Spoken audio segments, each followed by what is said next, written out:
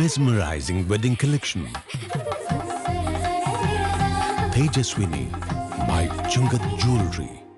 മോനസിന്റെ വാറ്റുകേന്ദ്രം പ്രവർത്തിച്ചിരുന്നത് സമീപവാസികൾക്ക് പോലും പിടികൊടുക്കാതെ എക്സൈസ് ഉദ്യോഗസ്ഥരെത്തി പരിശോധന നടത്തുന്നത് അറിഞ്ഞ് ഓടിയെത്തിയ സമീപവാസികൾ വരെ അമ്പരന്നു. അടുത്തടുത്ത് നിരവധി വീടുകൾ സ്ഥിതി ചെയ്യുന്ന പ്രദേശമാണ്. ചാരായം വാറ്റുന്നതിന്റെ ഗന്ധമോ മറ്റും പുറത്തു വരാത്ത രീതിയിലായിരുന്നു വാറ്റുകേന്ദ്രത്തിന്റെ സജ്ജീകരണം.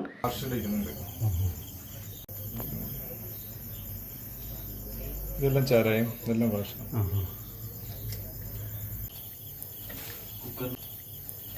കുക്കറിന്റെ ഉള്ളിലേക്ക് വേണമെങ്കിൽ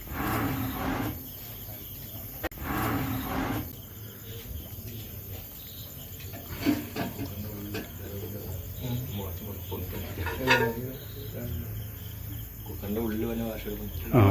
അങ്കമാലി കുന്നിലെ പള്ളിപ്പാട്ട് മോനച്ചൻ എന്ന് വിളിക്കുന്ന വർഗീസിന്റെ വീടിന് മുകളിലെ ചെറിയ ഷെഡിലാണ് വാറ്റുകേന്ദ്രം സജ്ജീകരിച്ചിരുന്നത്. രഹസ്യവിവരം ലഭിച്ചതിന്റെ അടിസ്ഥാനത്തിൽ വീടും പരിസരവും എക്സൈസിന്റെ നിരീക്ഷണത്തിലായിരുന്നു. ചാരായം വാങ്ങാൻ എന്ന വ്യാജേന വീട്ടിലെത്തിയ എക്സൈസ് ഉദ്യോഗസ്ഥരാണ് വീടിനുള്ളിലെ വാറ്റുകേന്ദ്രം പിടികൂടിയത്. കന്നാസിലാക്കിയ 31 ലിറ്റർ ചാരായവും 430 ലിറ്റർ വാഷും ചാരായം വാറ്റാൻ ഉപയോഗിക്കുന്ന മറ്റ് ഉപകരണങ്ങളും പിടികൂടി. പിടിച്ചെടുത്ത വാഷ് സംഭവ സ്ഥലത്ത് തന്നെ ഉദ്യോഗസ്ഥർ നശിപ്പിച്ചു. അങ്കമാലി മുനിസിപ്പാലിറ്റി 7-ാം വാർഡിൽ ഒരു മോനച്ചൻ എന്ന് വിളിക്കുന്ന വർഗീസ് നാളുടെ വീട്ടിലാണ് ഞങ്ങളിന്ന് പരിശോധന നടത്തിയത്.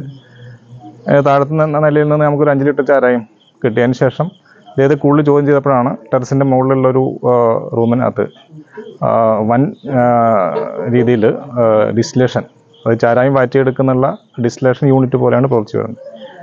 ഉദ്ദേശം ഒരു 400 ലിറ്ററിൻ്റെ അടുത്ത് പിന്നെ വാഷ് ഇതിനെ ഈ ചാരായം വാറ്റിയെടുക്കുന്നതായിട്ട് പ്രിപ്പയർ ചെയ്തിരിക്കുന്ന ഒരു 33 ലിറ്ററോളം ചാരായം നമ്മൾ ഇത് പ്രിപ്പയർ ചെയ്തുള്ള ചാരായം സെയിലിനായിട്ടുള്ളതും കിട്ടിയിട്ടുണ്ട്. അത് ഇത് ബോട്ടിലുകളിലാക്കിയിട്ട് കൊടുക്കാമെന്നാണ് ഞാൻ മനസ്സിലാക്കുന്നത്. കുറച്ച് ബോട്ടിലുകളും കിട്ടിയിട്ടുണ്ട്. അപ്പോൾ അതിൻ്റെ നടപടികൾ ഞങ്ങൾ പിന്നെ നടത്തി വരികയാണ്. അപ്പോൾ നമ്മൾ ഈ തമിഴ്നാട് മദ്യദുരന്തത്തിൻ്റെ ഭാഗമായിട്ട് കുറേ ദിവസങ്ങളായിട്ട് നമ്മൾ ഇത്തരത്തിലുള്ള എല്ലാ പിന്നെ വാറ്റ് ചാരായോ അല്ലെങ്കിൽ മറ്റ് അനധികൃത മദ്യം ഉണ്ടോ എന്നുള്ള അന്വേഷണത്തിലായിരുന്നു. മോനച്ചനെ എക്സൈസ് കസ്റ്റഡിയിലെടുത്തിട്ടുണ്ട്. ആലുവ സർക്കിൾ എക്സൈസ് CI അഭിദാസിന്റെ നേതൃത്വത്തിൽ വെള്ളിയാഴ്ച രാത്രി 9 മണിയോടെയായിരുന്നു പരിശോധന.